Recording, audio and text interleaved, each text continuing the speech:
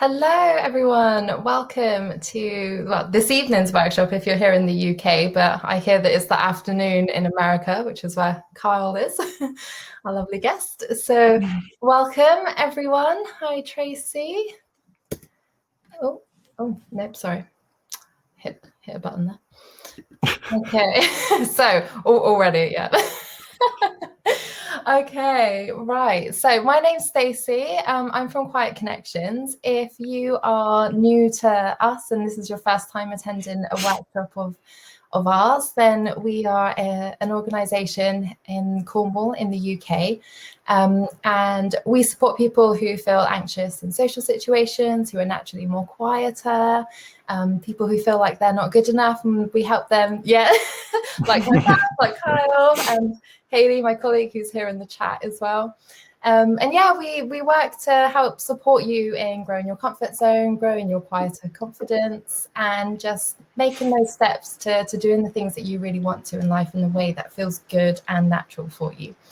So this evening, obviously, as you can see, we're going to be exploring 3 steps to more social confidence. And this is all based on Kyle's own approach and techniques that he used himself. Some of you might actually recognize Kyle from a recent podcast episode that he did with us.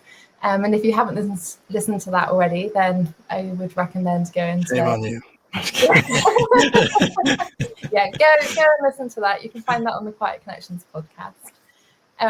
So a couple bits of housekeeping just before we get started. So you are not on camera or on microphone, so we can't see or hear you.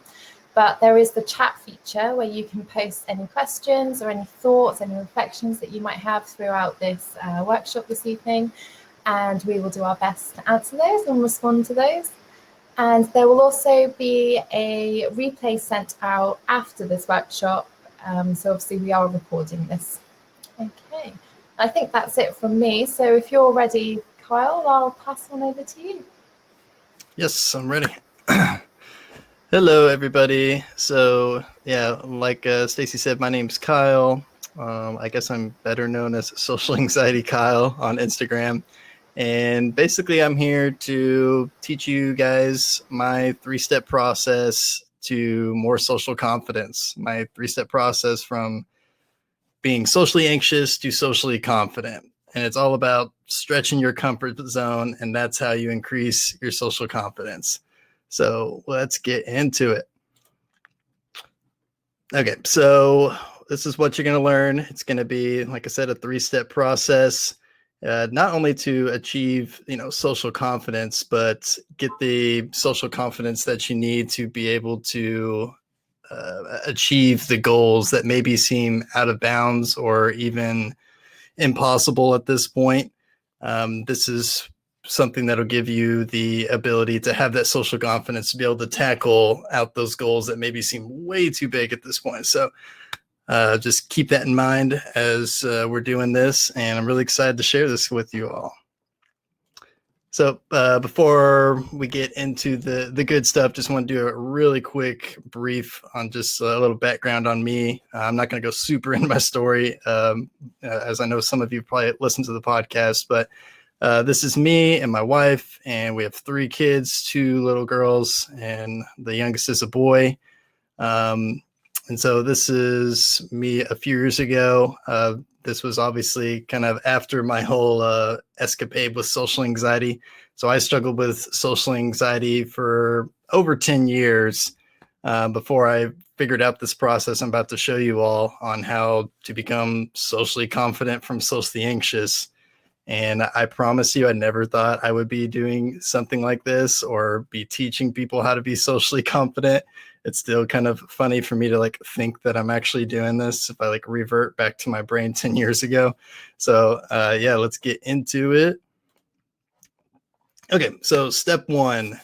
And I know this may sound like a kind of cheesy step, dumb step. Maybe it doesn't, but for some, it may feel like that. But it's to shower yourself with self-love. And this is such an important step. And just self-love, what I mean by that is obviously loving yourself, learning to love yourself. I know it sounds kind of weird, like learning to love yourself. It should be like an automatic thing, but it isn't for a lot of us, including myself.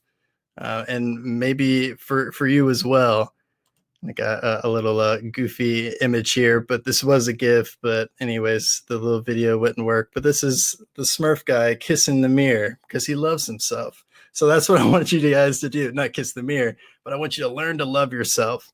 And I know that it can be very hard. And for me personally, loving myself was a difficult challenge. I can remember for me, like one really two really big things that was hard for me to accept and like love myself, because I saw them as like flaws about myself, and like people viewed me in these things as like, oh, he's not good enough. But basically it was me and my pale skin and my blonde hair. I hated that about myself. I hated that, and therefore I hated myself. I did not like that. And so I thought other people were judging me based on my pale skin and my blonde hair and just how I looked. I wasn't attractive, compared to other people's standards, so to speak. And this is where self-love comes in. Is if you can learn to love yourself, that is the first step in being able to become socially confident, because you cannot be socially confident but also feel like, oh, my pale skin, or my blonde hair, or whatever it is. It doesn't even have to be a physical thing. So that's the kind of the what and the why of self-love.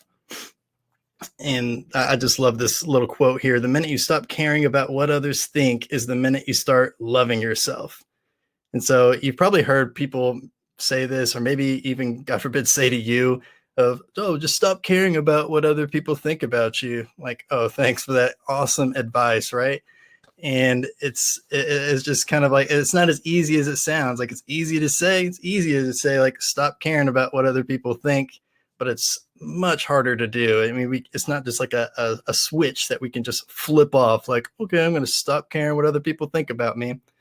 And so you can actually do this statement in reverse. If you go to love yourself, if you can love yourself first, you will stop caring about what other people think. So if we go back to my example of like my pale skin and my blonde hair, when I learned to accept this so-called flaw about myself, this blonde hair and my pale skin, and now I love my pale skin, like I love my blonde hair, and it's not because I'm like cocky. I just feel like that makes me unique, and that's who I am. Like, that's who I was born to be. That's just part of me. So I'm going to learn to accept it and love it. And I promise you, I do love my pale skin and my blonde hair. And guess what? Because I've accepted and I've learned to love myself in that way, I could care less what you think about my blonde hair and pale skin, because it doesn't matter to me. I love myself. I don't care if you love it. I mean, that's fine. There's always going to be people that are going to not like me, my appearance, or what I say and what I do.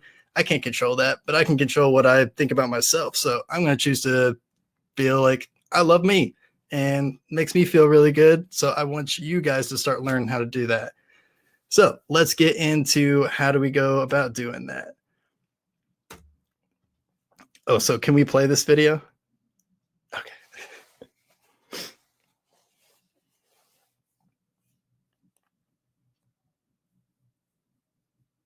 I think people will need to click on the watch now just to quickly take us to that, because our platform doesn't support us being able to show this, unfortunately. If we can see people clicking on it. Yes. Cool.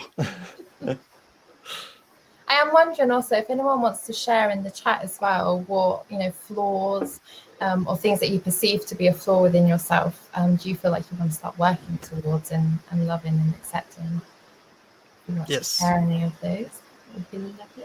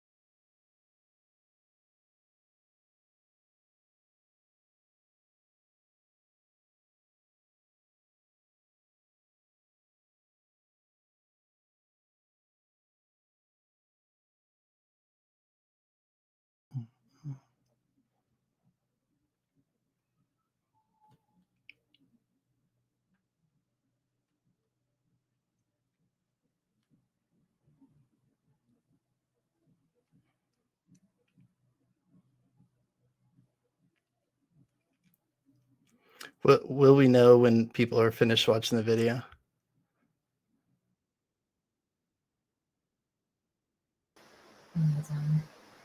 There was some, Haley mentioned here in the chat that she can relate to the pale skin, red face, red head. as Yes, red face. Yep.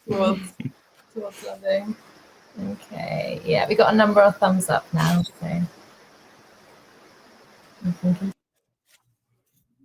Okay, so yeah, I just love this video because so anyways, the practice I'm wanting to teach to help with self-love is self-affirmations, and it's doing what this girl's doing, which is looking in the mirror and saying statements about yourself that's maybe you believe aren't true, but you want to believe, you want to feel about yourself.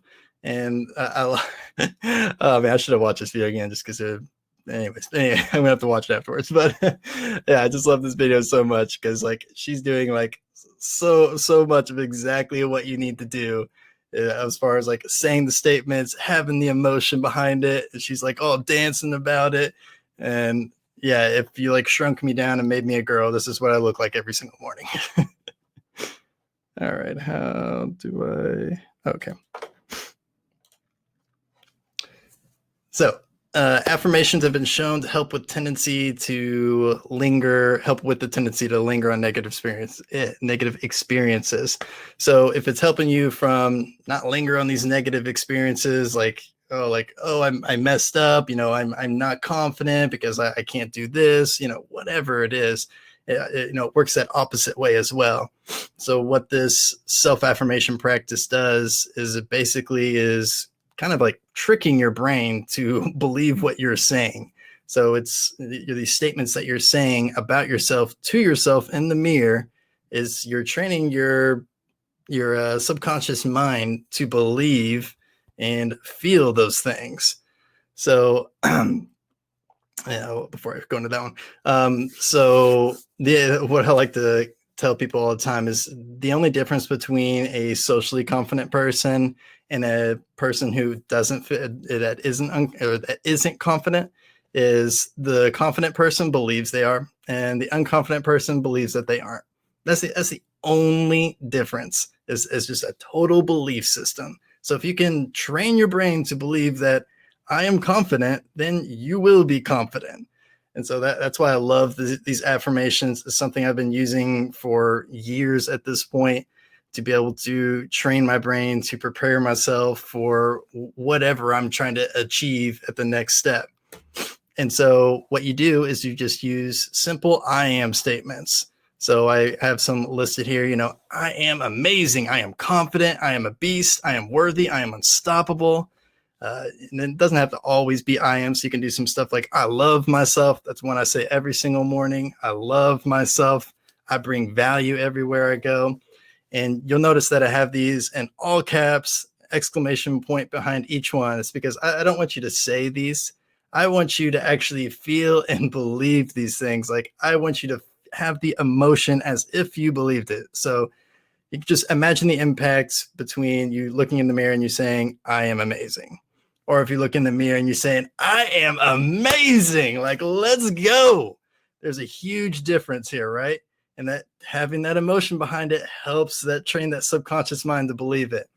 And so another thing that I've added in here recently in the past year, something that I learned was to add in some music behind it as well. So some music that kind of raises your body's frequency, like kind of hypes you up type of music. For me, I like to play like, what they call it, not soundtracks. I can't remember exactly what it's called, but anyways, music that they play at like battle scenes during movies, like, it's got you like feeling all hyped, like, oh yeah, I'm ready. That's the music I play when I'm doing this in the morning. Like I may look like a madman in the morning in the bathroom when I'm doing this, but I don't care because it makes me feel amazing. Every single morning, every single time I do this, feel amazing when I get done with it. And so and if you're looking for music to do with this, I actually have a playlist on Spotify. I think it's called Self-Affirmation Playlist. I believe you can search and you can find some songs there to use. But yeah, I just cycle through them and I run through these affirmations And yeah, it just makes you feel amazing, and it trains your subconscious mind to believe it. Are you going to believe you're confident one time after doing this? No. But if you continue with this and keep consistent with this, do this every morning, do this every night, or both, or whatever you can do. If it's in the middle of the day, whatever works for you, this stuff has a huge impact.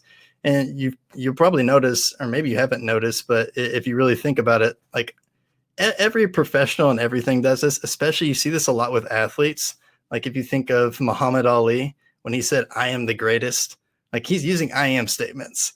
Like he's not being a cocky person. He's being a confident person. Like I don't know this for a fact, but I can guarantee he was saying that stuff before he was even the greatest. Like guarantee it. He's been saying that stuff for a long time.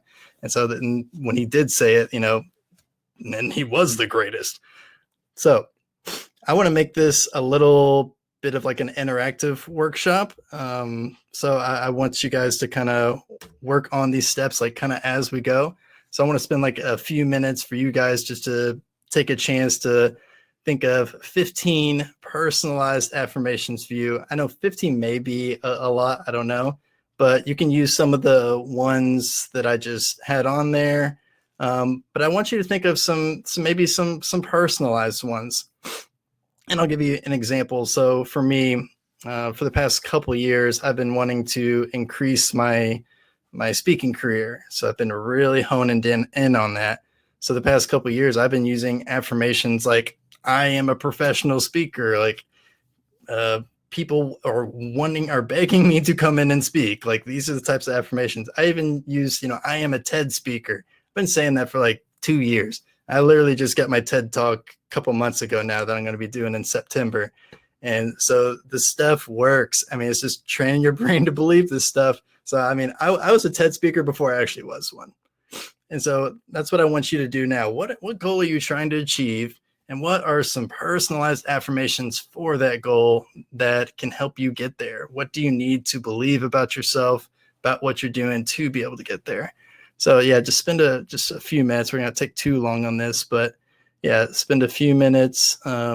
Just write down some on a piece of paper or take notes on your phone.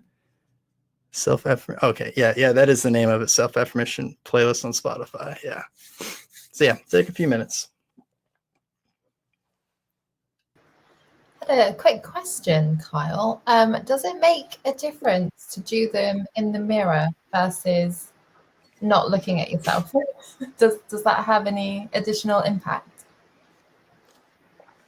Yes. So the point of the mirror is you're looking at yourself. You're actually talking to yourself. I didn't always used to do it in the mirror, but once I learned about the impact of the mirror, I'm like, okay, I'm sticking with the mirror.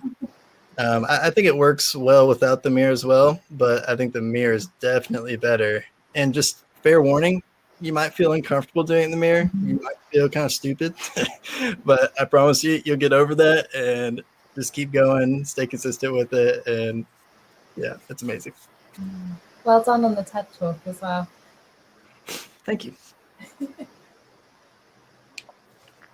Yeah, it sounds to me like so there's something like that we covered in our NLP training called a self-fulfilling prophecy, which is basically like something that hang on, let me see if I can explain it properly. You take like a belief and a thought, and because you believe it to be true, it becomes true. So obviously, like you believing that you were already a TED talker or a TED speaker then kind of manifests and becomes true. And it's the same when we think about the things that, saying to ourselves that I'm so unconfident or I'm not worthy, like we act as if that's true because obviously we're believing it. So changing those and bringing in those more self-loving statements are absolutely, one of my favorite things to do as well. Yeah, 1000%. That's the thing, is it works both ways. So I know for me personally, before I knew about any of this stuff, I was doing it in the opposite way. I was saying things about myself that were negative and untrue, but because I said it, I trained my brain to believe it. And that's why I was unconfident. That's why I couldn't talk to new people. It's because I was telling myself that all the time. So of course I'm going to believe that and feel that. Yeah, and I can see the same patterns within myself as well. So there's a comment here from Sarah Jane saying, doing a TED Talk is one of my dreams too. Congrats on yours. So we've got some Awesome. inspiring speakers in the audience today, which is great. So That's you know great. what you need to be saying to yourself, Sarah. Yeah, just use all mine, and just know it's totally doable. Please don't put TED speakers on a pedestal. I know that's something that a lot of people do, but like anybody can be a TED speaker. Like everybody has a story to tell, a message to give. So I don't know what yours is about, but I believe you could do it. Absolutely. All right. Well, I think we can move on. If you didn't get to 15, that's okay. Yeah, I just hope you got some good personalized ones in there, and you can always go back and fill these in. Me personally, I kind of like ad lib these every morning. There are ones that I like say on a consistent basis, but I just kind of ad lib them as I feel them. So it just kind of goes day to day. But this gives you kind of a general direction. I'm sorry. I was going to ask if anyone wanted to share any affirmations that they just jotted down in the chat here for us all to see. If not, that's okay too. Yeah, everything's optional. Right, I'm going to put myself back on mute.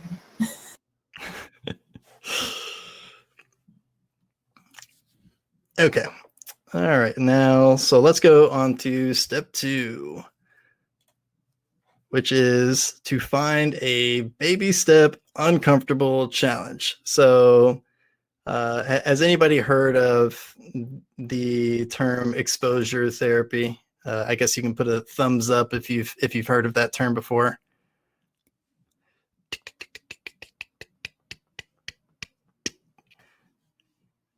All right, so we got a couple at least, a few. All right, so for those who don't know what exposure therapy is, it's basically exposing yourself in small ways to things, situations that give you anxiety. So it's kind of like dipping your toe in the anxiety-filled water. Like you want to do it to where you can just feel a little bit of anxiety, but not so much that it's gonna like completely overwhelm you. And so I found this study, and it says around 60 to 90% of people have either no symptoms or very mild symptoms after they try exposure therapy. And I would say it's even much higher if you add in step 1 and step 3 of my 3-step process, which is why I added it on, because I feel like it's so much better than just going strictly into just these uncomfortable challenges. I think it's so much easier to do it this way. And so what it is it's basically jumping outside of this comfort zone and getting into what's called the growth zone. So just go ahead and tell your brain right now that doing these 3-step process is going to be uncomfortable. There's no way to do it in a comfortable way. It's going to be uncomfortable. You're going to do things that you're not going to probably willingly do on a normal basis, but that's part of it. This is the growth zone. And I want to share something with you as well. So the reason that we do this is because we want to teach our brains to not produce anxiety when we don't need it. So I know a lot of people see anxiety as like this evil bad thing, don't ever come, but no, anxiety is here for a reason. We need it at times. Anxiety's sole purpose is to protect you. Every time it pops up, know that it's trying to protect you. It thinks that you're in harm, you're in danger, and so that's why it's popping up. The thing is it pops up a lot of times when we're not really in harbor danger, at least for me. So, and yeah. And so I like to share this example of times when anxiety is a good thing, because sometimes it's hard for people to realize. I was out with my neighbor a while ago, and our kids were playing around and stuff. And I remember one of their daughters just went missing for a minute, couldn't find her, didn't know where she went. And, her mother's, kind of freaking out a little bit, where's my child, all this. And, we eventually found her. She was fine. She's at a friend's house or something. And I remember she came up to me and she said, I am so sorry about that. I have a really bad problem with anxiety. I know I shouldn't have been feeling like that. And I was like, wait, whoa, what? I was like, I mean, that seemed like a perfectly normal reason to have anxiety. Like, it'd be a problem if you didn't have anxiety in that moment, because that anxiety was popping up in her to protect her. So if she didn't have anxiety in that moment, she would probably just be chilling, like, oh, well, she'll probably come home, whenever she comes home. So there is a reason for anxiety and why it pops up. But like I said, a lot of times it comes about when we don't need it. We don't need that protection. And so this is what that does, is to help train your brain to realize, oh, okay, yeah, I don't need anxiety. And so when you do these little baby step uncomfortable challenges over and over again, it trains your brain. And so why baby steps? So I mentioned this a little bit already, but the baby steps is because you want to do something so small that it just gives you just the littlest bit of anxiety in you. So you don't want to do something huge that just is going to completely overwhelm you and possibly throw you down like a downward spiral, and for your mental health, and possibly make things much worse. So just going back to the speaking thing and what I've been doing for the past couple of years. So I've had this goal of, being a TED speaker. It's been on my vision board for like 2 years. And so I've had this goal, but I didn't start applying for TED Talks until, I don't know, less than a year ago. I started doing that. And it's not because I didn't want to do it, but I wasn't ready to do that. I was not ready to do a TED Talk. If I would have got a TED Talk 2 years ago, I quite possibly just would have flopped, and I would have felt bad about myself, and it would have just been too big of a step for me. So like that analogy I used earlier, find something that you can just barely tip your toe in the water and just feel a little bit of anxiety, so you can train your brain in really small steps. And I know we kind of live in this world of instant gratification. This is not one of those things, like most things. This takes time. It takes consistency, but it's not going to happen overnight. Every step is still a step in the right direction. So even though you're taking a small little thing and it may not feel like a whole lot, okay, now you do the next thing. Okay, and what's something that's a little bit more outside my comfort zone, and a little bit more? Like, I mean, you just continuously do that. Like, I'm doing that right now. So this is only my second workshop that I've ever run before. So this is a little bit uncomfortable to me. I'm not super familiar with doing all this stuff, but it's a baby step for me. So this is what I'm doing. Okay, and then this was a video of a robot going up the stairs, and then it tried to take too big of a step and it fell down. So just made me laugh. But anyways, this is like my analogy of why not to take a too big of a step. And then, are we able to play this video? No? Okay, that's fine. I'll just explain it. So this is if you want to go watch the video, it's on my Instagram, Social Anxiety Kyle. But this is something that I do every Wednesday, so once a week, and I'll share a little example baby step that you can do. So, and this one, just one example of a baby step that you could do for yourself, is what I call the honk and wave challenge. So this is where I was driving on a 2-lane road, just a real small road, and every car that was coming towards me and passing me, I would honk at them, and then I would just wave my hand out the window.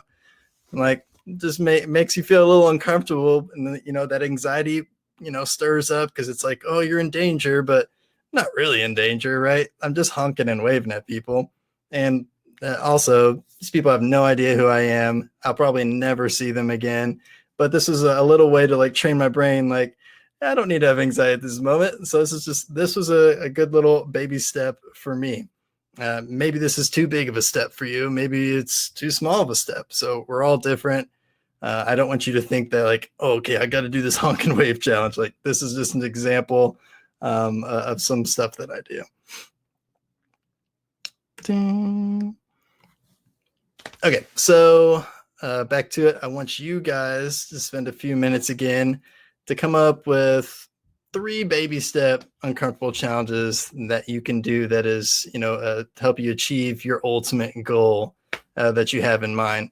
So And yeah, some rules. Let me go over these. So remember, these are baby steps. So small, keep them small. And like I said just a minute ago, do not compare your, baby step challenges with others or with myself. Because like I said, what I'm doing may be too big for you to do, and maybe overwhelming if you tried to do something that I did, or maybe too small for you and what I did. And you need to do something a little bit bigger, or you need to do something a little bit different. I mean, everybody's comfort zone is very different. So you just got to find something that works for you. And it does not matter what I do or what someone else does. So yeah, just think of 3 uncomfortable challenges. While you guys are thinking of that, I'll just kind of do an example since we're on the speaking thing. Like I said, my ultimate goal was a TED Talk, but that wasn't my first step. My first thing was like, okay, how can I speak in front of a very small amount of people about social anxiety and go into socially confident? So I found through this guy at my church, and he ran this little organization for high school kids. Anyways, my first little speaking gig, I spoke in front of, I think, like 10, maybe 15 kids. That was it. I mean, it's super small, and that was a good baby step for me. And then I got to speak at a hospital with like 30 people in it. And then I took it a little bit even bigger one. I got to speak at a middle school with like 600 people in it. And so I started to build that social confidence in myself. Like, okay, I can do this. I'm a professional speaker. I'm a TED speaker. So once I get to that point, and then I'm starting to apply for TED Talks, and I can do that. So I hope that's an example that maybe helps you or stirs some ideas. Surely it does for Sarah, who wants to be a TED speaker. Steps that I took as well when it came to public speaking. I think it was a couple of years ago, maybe four or 5 years ago. And this is where I met Hayley. We were on this business course together. And at the end of like this year-long course, we were going to have like a graduation ceremony where we had to all get up and speak and deliver a presentation in front of like a room of like 100 people. And I think maybe 9 months before we were due to do that, we had someone come in and run this like public speaking workshop for us, where they kind of threw this exercise at us at the end, where we had 3 minutes to prepare a speech and then get up in front of our group and deliver it. And I stood up, and I think I maybe got through like 30 seconds before I completely froze and just like ran back to my seat, was shaking with fear. And in that moment, I thought there's absolutely no way I'm going to be able to do this talk in 9 months' time in front of like 100 people. So Hayley set up this small practice group for a number of us who were feeling absolutely terrified of doing these public speaking things. I mean, this was when Hayley was in the process of initially starting out Quiet Connections. So that was part of part of the work that we were doing, was to help people like myself and also like her to be able to stand up and speak up. So like my very first steps when it came to overcoming some of this social anxiety was even smaller than like 10 people. I think it was maybe about 6 of us, and just having this like really safe small group to practice in and to get feedback from, and to be able to mess up and make mistakes and run away if I needed to. And from there it just it grew and grew. And then come the graduation ceremony, I fully surprised myself. Like, I stood up in front of this room full of people. My legs weren't shaking. I was able to keep my head up and look around and make eye contact. And afterwards, I just thought, oh my God, I can't believe that I did that. Like, my mum and my partner were in the audience that day. And even they were like, we did not think that you would be able to get through that. It's like, I've been practicing. And you felt so good afterwards, didn't you? And so these small steps really, really do make a difference. There was a question here from Hayley asking what were like the baby steps that you began with, Kyle. I'm assuming that she might be meaning like when you were first starting to kind of overcome more of these like socially anxious challenges, like right at the start of your journey? What were some of those first steps that you took? Yeah, so actually, I did one without even really realizing it. So I'll do that one real quick. I guess like my real technical first one was I remember I was in college and we had to take an elective, and there was two choices, and it was either I don't even remember what it was, some kind of cake course that I could have just flown by, or it was public speaking. And I knew I was terrible at public speaking. And I was like, I guess I'll do that. Like, I got to get better at this. So that was one little kind of unintentional one that I did. But that was an amazing decision that I made. So glad I did that. What I loved that he did in every single one of his classes was in the beginning of every single class, we had to speak in front of the whole class for 30 seconds about just some random topic that he would pick. And that helped me so much. But outside of that, once I actually like had a plan, was like, okay, I got to start doing this. My first one was to raise my hand raise my hand one time in every single class and ask or answer a question, because I hated doing that. I was one of those people who like tried to stay under the radar, like make sure they aren't like trying to call on me, like don't make eye contact type of person. So yeah, that was the first one that I ever did. And once I saw the results on that one, I was hooked. I mean, because I promise you, in college, most of my classes, they had like a participation grade, and it wasn't just showing up. You actually had to like talk and answer questions. And I would basically just fail that part of the class every time and then just work really hard on the test so I could make up from that. And so yeah, that was one thing that I started doing was, yeah, I started raising my hand every time. And I did this for like 4 or 5, 6 weeks. And after doing it for like 4 or 5, 6 weeks, I promise you, I kid you not, I was the most participative person in this class. I mean, there's no data to back this up, but I promise you I was, just from my own opinion.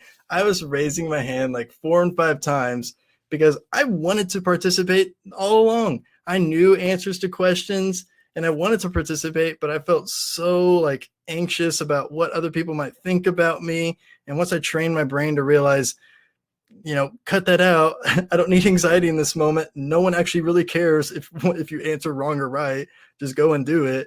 Once I was able to train my brain to realize that, I had no problem doing it. It's just like do, and I felt so good about it. And that's when like the whole journey began. And then I started like wearing funky socks while I delivered pizzas and just do all sorts of stuff. I mean, one I did recently, and like I said, my baby steps may be a little bit bigger compared to most now because I've been doing this for a while. So I try to stretch my comfort zone even more.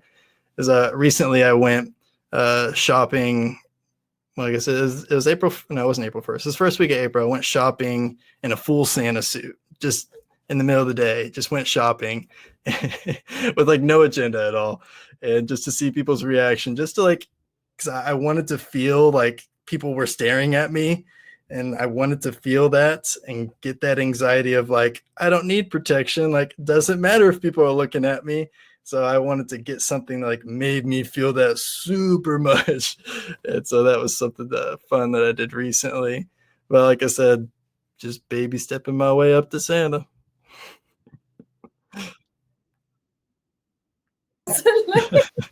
It was uncomfortable.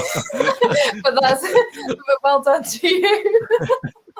I think I think there's one other thing that I feel like I just want to bring in, if that's okay. And I think it's also about choosing those steps that also feel authentic to us as well. And maybe like what tiny little steps can you do that feel really true to who you are that perhaps you're not currently doing. So I think like an example for me would be to, I don't know, maybe like if I saw someone drop something on the street, to actually have the courage to go up and pick it up for them and say, excuse me, like, because social anxiety is something that would really get in the way for like of me being able to do something like that. I would just kind of ignore it and be like, because I felt too afraid to say anything. But that would actually feel like a really nice aligned action for me to take, to be like, oh, excuse me, like you've dropped something. And like, it sounds small, but like that would feel really good, I think, for me. No, that's a really good one. Yeah, I mean, like I said, you can't really go too small as long as you feel a little something. I like the authentic piece that you brought to it. But yeah, I think that's a really good one to just stretch your comfort zone, even if it is just a little bit. I like that a lot.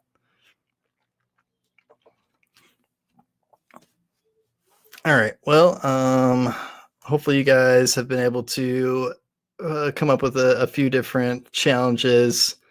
And we'll kind of go on to step 3, which is one of the most important, and maybe the most important step, in my opinion, and that is to reward your efforts, not your results.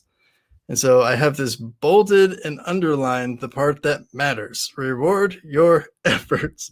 I cannot stress this enough. Effort over results all day, every single day. So why effort over results? Because we're not trying to achieve like, so for example, I'll use an example to explain this better. So my hand asking a question one.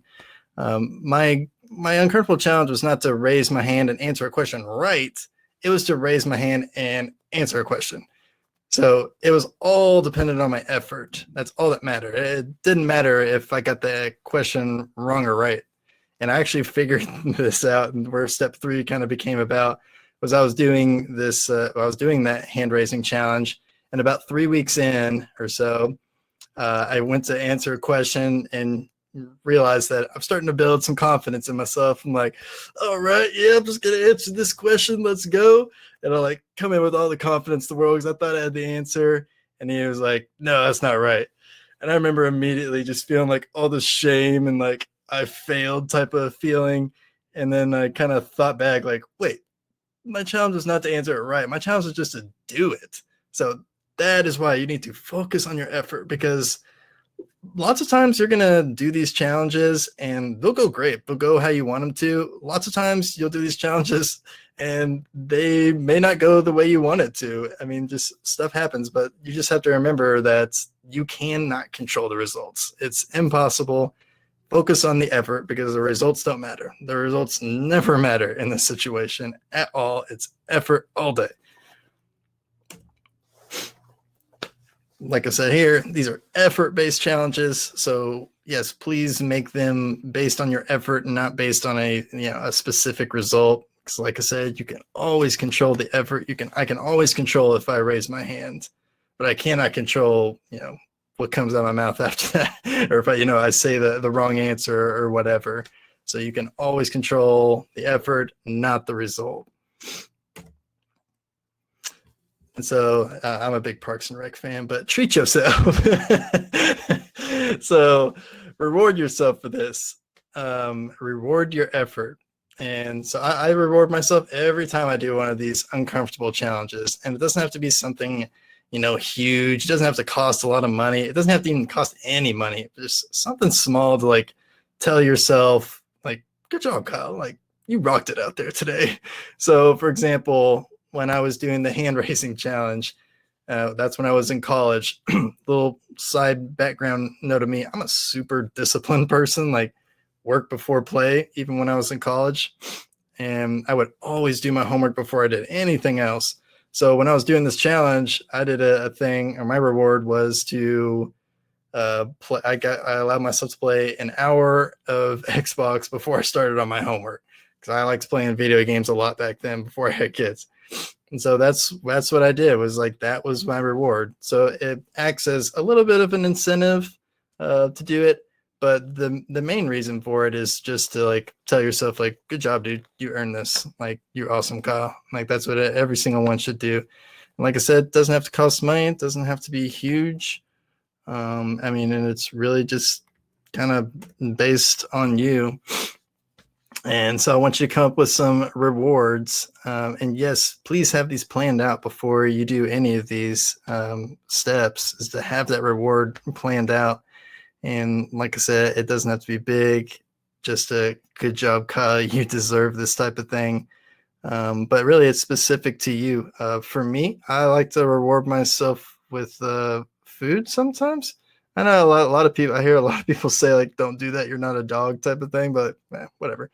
I love myself. I don't care about what you think. So for me, that's a good one because, like, usually I eat at home. If I like have to go to the office or something, I bring my own lunch. So if I want to like reward myself, I'll like go eat at a rest or get some food at a restaurant or whatever. Like that's a good reward for me. So just come up with some or a reward or some rewards that can work for you in these uncomfortable challenges that you've set out for yourself. And just take a few minutes to do that. I ran out of water. I love this little step because I think this is something that we can quite often forget to do, is the rewarding part. Yeah, absolutely. And it makes it way more fun when you have like something to work towards, and it's not just like, oh, I'm doing this uncomfortable challenge. Like, that was uncomfortable. Like, let's do it again.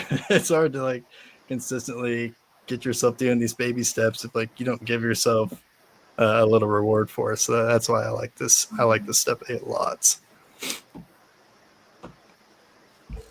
And by the way, I have not eaten lunch. I got a handful of nuts before I came on. So my reward after this is I'm going to go get something. I'm not real sure what yet, but I'm really looking forward to it. So let's speed this. No, I'm just kidding. Yeah, not too long left. So I think you can go eat soon. No, we're all good. I'm not starving or anything. But I am looking forward to eating. I was about to ask you what your reward would be for coming on and doing this today. Yep, I'm gonna go grab some lunch. I don't know where, but I'm gonna do it. Sarah Jane is asking, what part of America are you in?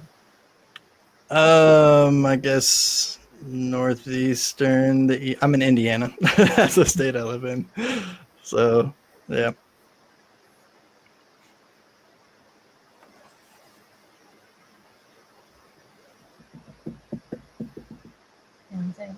Don't get a lot of Americans on our workshops, so it's a nice change of accent. I love accents. I love listening to other people's accents. I love your accent. I have like an infatuation with like listening to other people with accents. Like when we were on doing the interview between you and I, like I just love listening to your voice. That sounds weird, but I'm just like, I love it. Like I love accents so much. Yeah, I hear a lot of Americans though saying that they enjoy the British accent. Yeah, 100%. So, it's just because it's different, isn't it? It creates a different thing, like tone.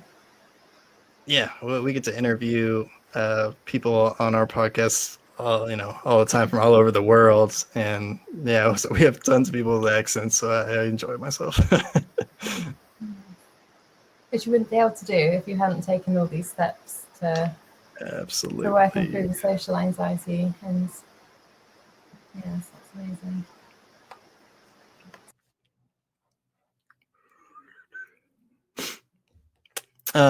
Also, if anybody wants to share a reward, I know these might be a little bit less personal and you may be more comfortable sharing. Go ahead and share. I'm just curious. Maybe I can steal your ideas.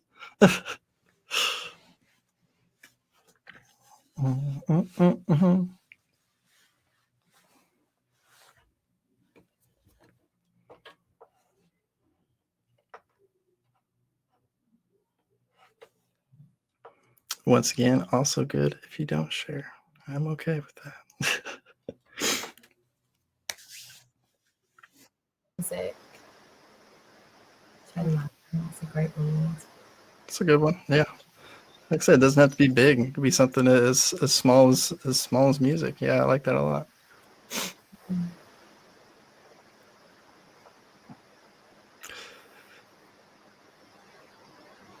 All right. Well, I guess I will move on. Oh, mine is a treat at Costa with a muffin. Oh, that must be a something over there. I don't know what a cost is.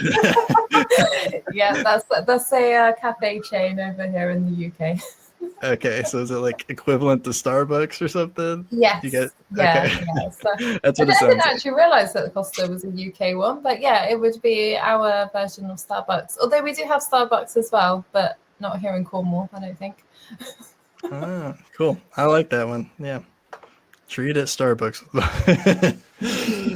All right. Thank you for sharing, everybody. I appreciate that. Okay. That's the end of my, my 3-step process.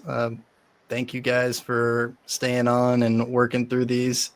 Before we go and before we kind of forget everything is, I know it can be easy to like have all this stuff written down and like maybe even like feeling like really good about this. Do it today. If you can't do it today, get on your Google Calendar or whatever you use, put a date, put something in your calendar so you know to do it, so you do not forget. Put the stuff into action. I want to see it into action.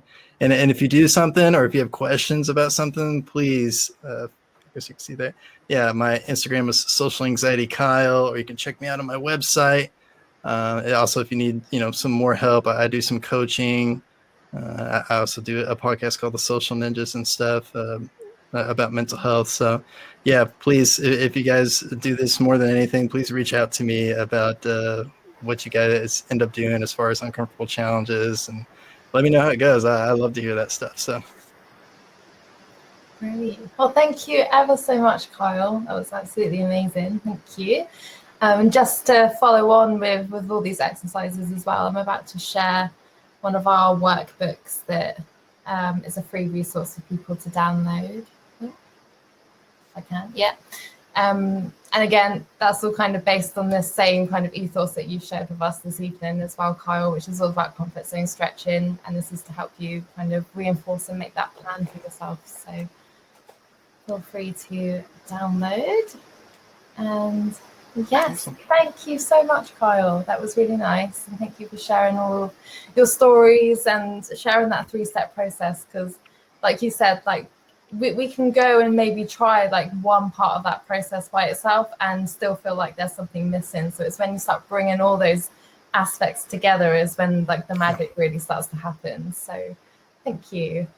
And I hope you enjoy your lunch as your treat for your effort. I will. Yeah. Thanks for everybody logging on. I appreciate all the compliments that I'm seeing in the chat. Really appreciate that. I'm going to log that away in here for times I'm feeling bad about myself. There's an affirmation right there, isn't it? Yeah, absolutely. Truly inspiring. Yeah. Awesome. Okay, right. So thank you all so much for coming along. I hope you've taken away a good number of things to start reflecting on and to start working on, and maybe got some ideas there for challenges to start doing for yourself. When I close this, you are going to be redirected to our next week's workshop, where we will have the lovely Lara coming back to join us to do part 2 of reframing quiet in the workplace. So that's all about being able to see our introverted qualities or our quieter natures as a positive and as a good thing that we can use within our workplaces and within employment, so that we can shine like we deserve to. So that's going to be really great. So please do sign up for that. And yes, if anyone has any extra questions or they want to reach out to Kyle, then please do get in touch. And thank you, Tracy. All right. Thank you all so much, and we will see you soon. Bye. Bye.